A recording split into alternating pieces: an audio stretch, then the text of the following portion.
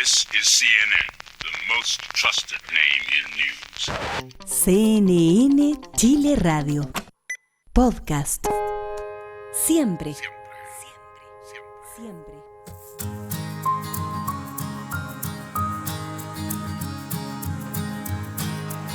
Hola, ¿cómo están? Bienvenidos a esta conversación.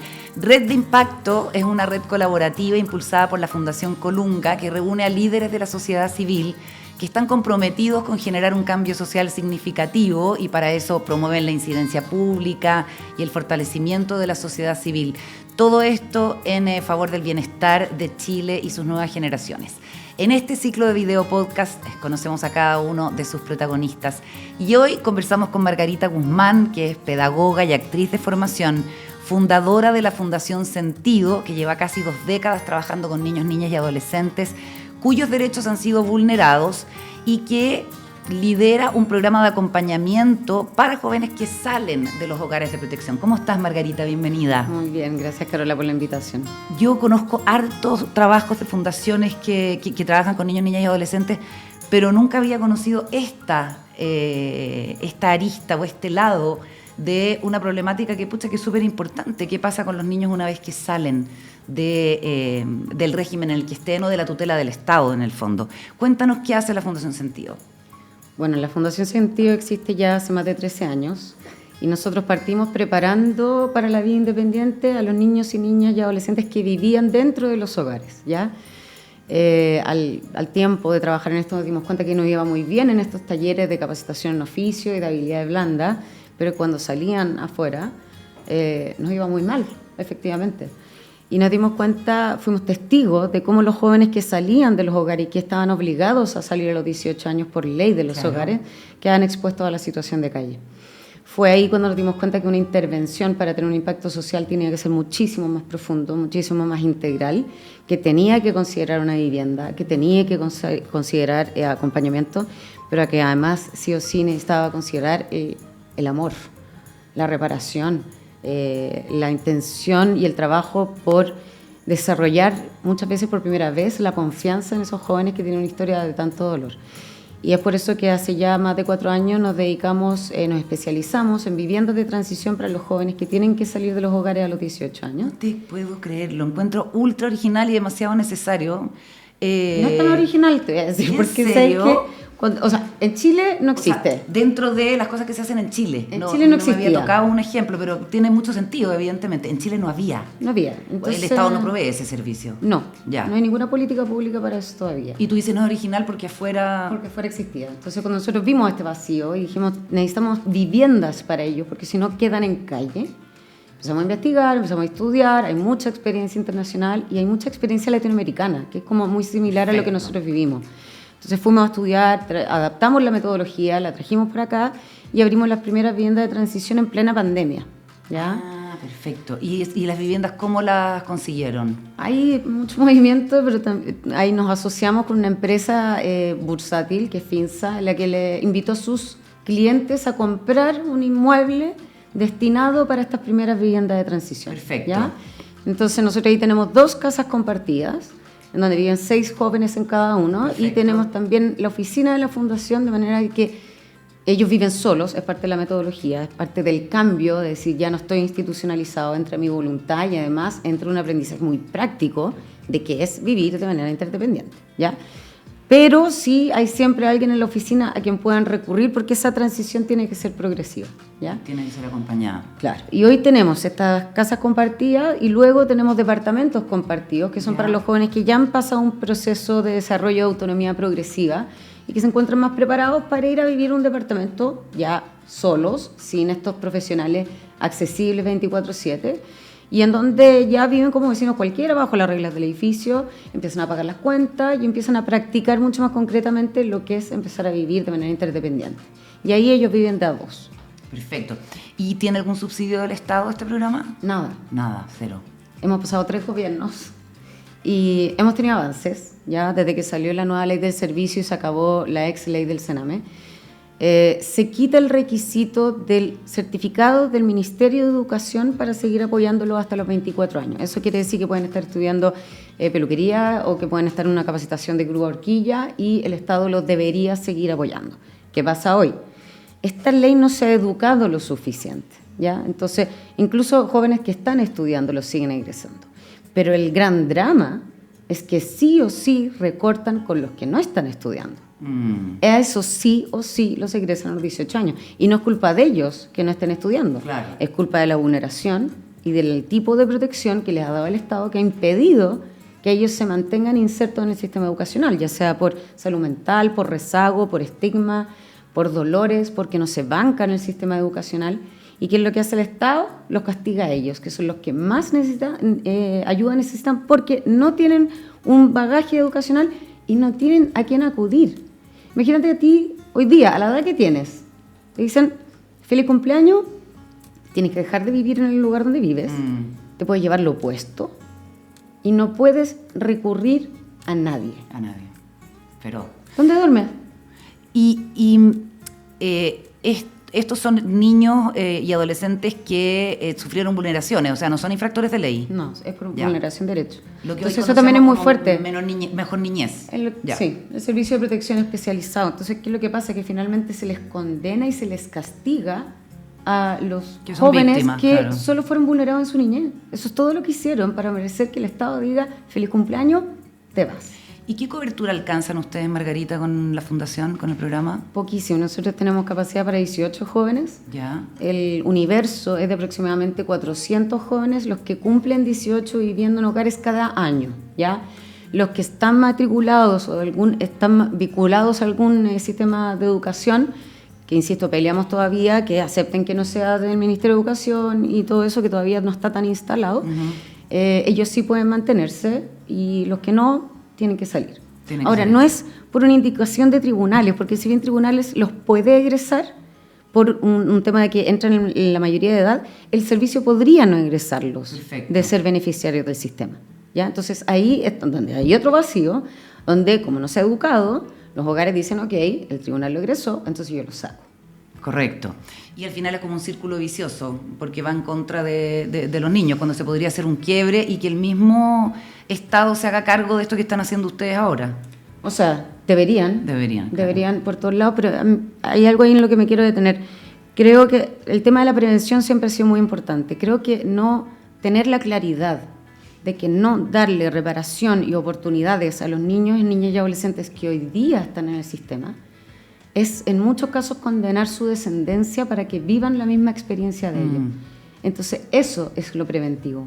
O sea, yo prevengo, uno por justicia social, porque no es justo que hayan tenido que vivir todo eso, que hayan tenido que vivir institucionalizados y que no se haya dado la reparación y el apoyo y las oportunidades que necesitan, como la tiene cualquier joven en un contexto familiar más estable. Correcto.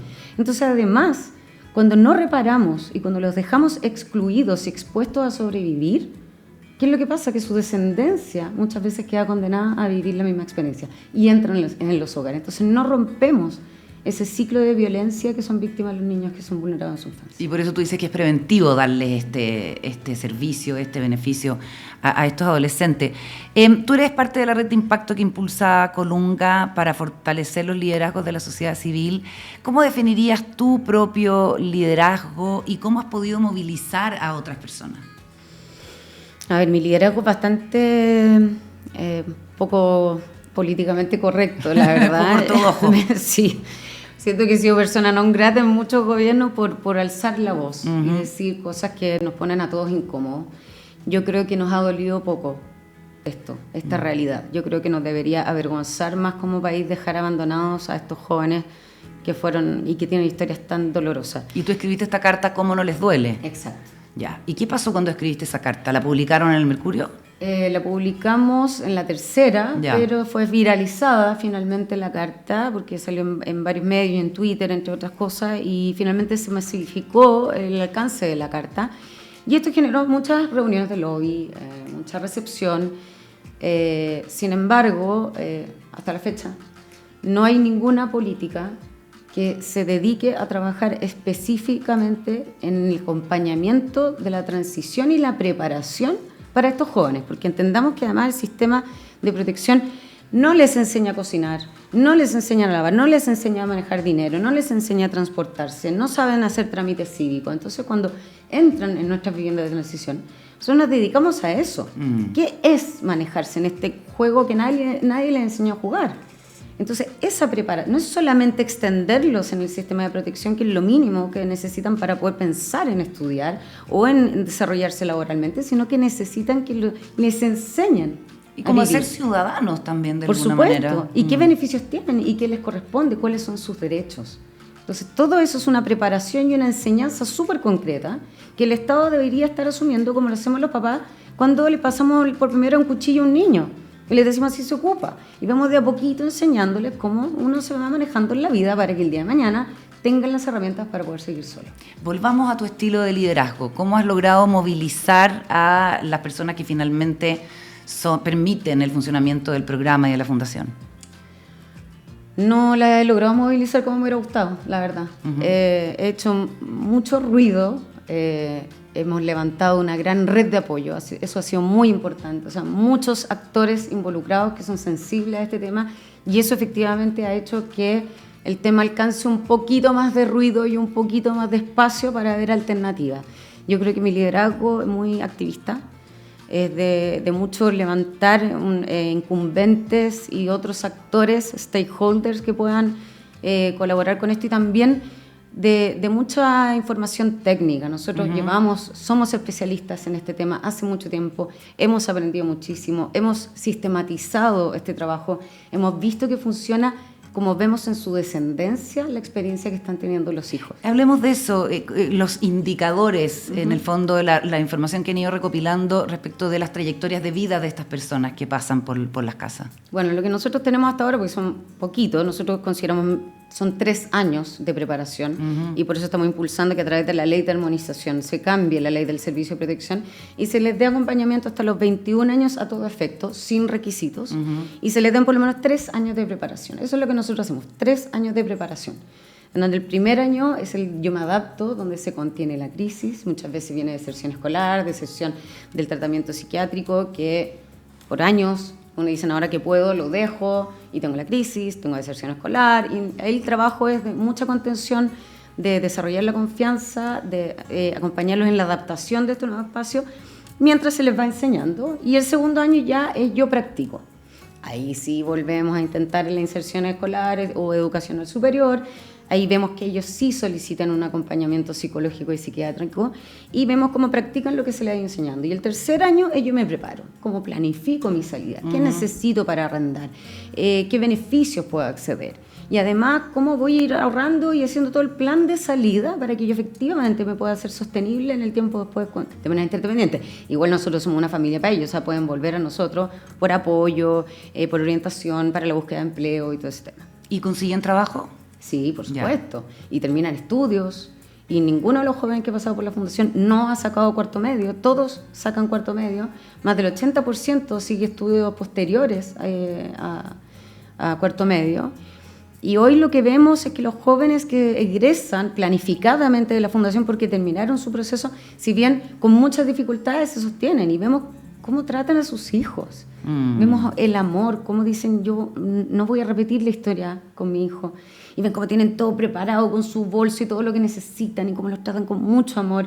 Y cómo también han sabido salir de situaciones de violencia con el apoyo de nosotros, para que efectivamente esas parejas y las cosas que le están haciendo daño a ellos, a ellas y a sus hijos, puedan tener la fuerza para decir no más y tener orden de alejamiento. Entonces, de verdad uno ve cómo estos programas de acompañamiento, que, insisto, están muy fundamentados en el amor genuino que ellos necesitan, logran romper esos ciclos de violencia. Los empoderan, en el fondo.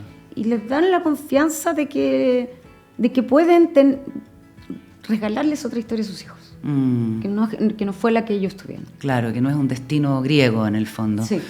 Margarita, tú dices que los sistemas de protección en Chile vulneran y revulneran a los niños, y que si esto proviene de una creencia cultural, ¿cierto? Hablemos de eso, hablemos de cómo en Chile se trata la infancia.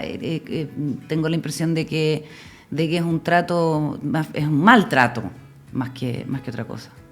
Yo creo que tenemos tan incorporado el tema del castigo y la amenaza en la educación de la infancia. A mí me duele mucho eso porque como que no hemos aprendido que tenemos que acompañar y educar desde el amor, desde la empatía, desde las oportunidades. Todos nos equivocamos. ¿Y qué es equivocarse? Es aprender. Eso es la vida. Entonces, cuando uno castiga, cuando tiene una educación coercitiva, lo único que uno genera es distancia en las relaciones y mucho miedo. Y la sensación de que el otro es amenazante. Y yo tengo la sensación de que el sistema de protección en particular, como está tan colapsado, como no tiene los recursos suficientes, no tiene la capacitación necesaria para estas personas que tienen que acompañar, personas que muchas veces viven con estrés postraumático, los jóvenes tienen una experiencia, los niños y niñas y jóvenes tienen una experiencia de poco amor y contención en ese proceso educativo en el que uno se define, en el que uno crea su identidad, en el que uno tiene que definir para lo que es bueno, para lo que es malo, lo que me gusta, lo que no me gusta, cómo me equivoco y cómo los adultos me acompañan en ese proceso. Yo siento que culturalmente en Chile nos ha faltado educarnos un poquito más de cómo la infancia necesita el amor para poder crecer. Margarita, estamos en año electoral. Tú mencionaste que han pasado 3 gobiernos desde que ustedes existen como fundación. Se ha hecho un esfuerzo desde la sociedad civil para que los candidatos se refieran a las políticas de infancia, que es una cuestión que ocurre en las campañas, pero que después como que no pasa mucho nada, ¿cierto? De hecho, a este gobierno se le reprocha mucho no haber avanzado en materia de infancia. ¿Tú tienes esperanza de que esta vez se le dé la urgencia que requiere al tema y que en el próximo ciclo político pueda haber una mirada distinta? Bueno, francamente no.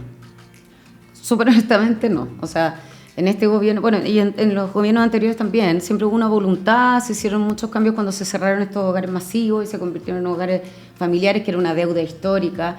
Han habido ciertos avances y efectivamente se les está acompañando a algunas jóvenes dentro de los mismos hogares después de los 18 años. Pero, por ejemplo, en este gobierno, en la cuenta pública de hace 3 años se insertó una nota en la que decía que se le tenía que dar respuesta a este tema en particular. El gobierno ya está en retirada y no hay ninguna acción al respecto. Dijeron que iban a licitar programas complementarios de preparación para la vida interdependiente dentro de los hogares, todavía no se licitan. Se permitieron viviendas de transición para estos jóvenes especializados en el trabajo de acompañamiento y preparación para la vida interdependiente. ¿Todo en este gobierno? En este gobierno, que igual venía de los anteriores también. Claro. Y ahí estamos. Todavía no se ha licitado ninguno de estos programas. ¿Y por qué crees tú que pasa eso con las políticas de Estado sobre niñez? Yo creo que no es prioridad. Es un grupo muy pequeño, es un grupo que no mueve la aguja. Y yo creo que no duele lo suficiente. De verdad yo creo que no les duele lo suficiente. Y no se han puesto en los zapatos de estos jóvenes, que después de haber vivido historias horrorosas, después tienen que empezar a sobrevivir en la calle. Y los que están dispuestos a darle familia y protección no es lo que uno esperaría. Porque son los delincuentes, son los narcos, son los explotadores. Entonces, yo creo que no ha dolido lo suficiente. Y tampoco es un grupo que le importe mucho a la mayoría. Y nadie sabe de este tema. La mayoría de la gente no sabe qué pasa con estos jóvenes. Y recién estamos saliendo del estigma de que son todos delincuentes y de que les gusta o que viven en la calle porque les gusta. Como que todavía hay muchos estigmas. Pero yo creo que aquí han faltado tomadores de decisiones que se las jueguen por cambiar esta situación. Margarita, y por último, desde tu experiencia de casi 2 décadas trabajando con la niñez vulnerada, ¿qué mensaje le darías a otros líderes sobre cómo poder saldar una deuda social? No cansarse, seguir intentando, seguir buscando actores y argumentos, evidencia que permitan respaldar lo que se está haciendo y que se está haciendo bien para que el Estado se haga cargo de la política pública. Pero también levantar la voz, no quedarnos callados, no tratar de caer bien, asumir que uno se va a ganar ciertos enemigos, pero eso es un buen indicador porque significa que uno está movilizando las cosas. Muchas gracias, Margarita. Mucha suerte. Gracias a ti. This is CNN, the most trusted name in news. CNN Chile Radio. Podcast. Siempre. Siempre.